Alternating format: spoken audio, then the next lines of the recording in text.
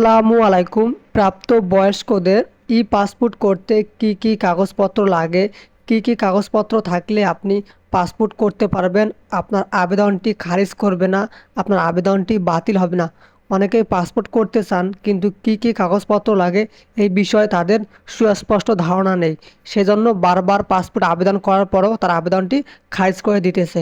আপনি আমার এই ভিডিওটি শেষ পর্যন্ত দেখলে খুব সহজে জানতে পারবেন কি কি কাগজপত্রের মাধ্যমে আপনি খুব সহজে ই পাসপোর্ট ঘরে বসে অনলাইনে আবেদন করতে পারবেন।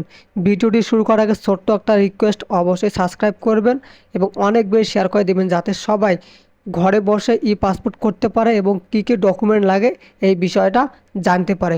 1 নাম্বার, মেন এনআইডি কার্ড। যেহেতু আপনার 18 বছর পূর্ণ হয়েছে, আপনি একজন প্রাপ্তবয়স্ক, সেক্ষেত্রে আপনার আসল এনআইডি কার্ডের ফটোকপি লাগবে। Number, application summary.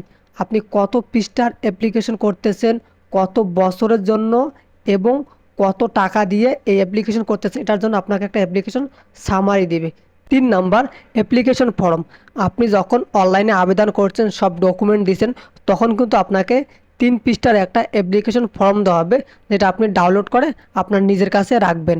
আশা করি আপনি বিষয়টি বুঝতে পারছেন। 4 নাম্বার, নাগরিক সনদপত্র, যেটা আপনি আপনার চেয়ারম্যান বা ইউনিয়ন পরিষদে পেয়ে যাবেন।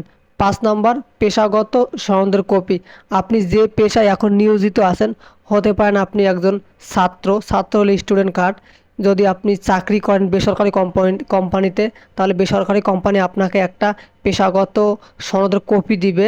অথবা আপনি যদি বেকার হয়ে থাকেন তাহলেও কিন্তু আপনি ইউনিয়ন পরিষদে একটা বেকারত্বের সনদের কপি পাবেন। পাসপোর্ট প্রদানের ফির স্লিপ।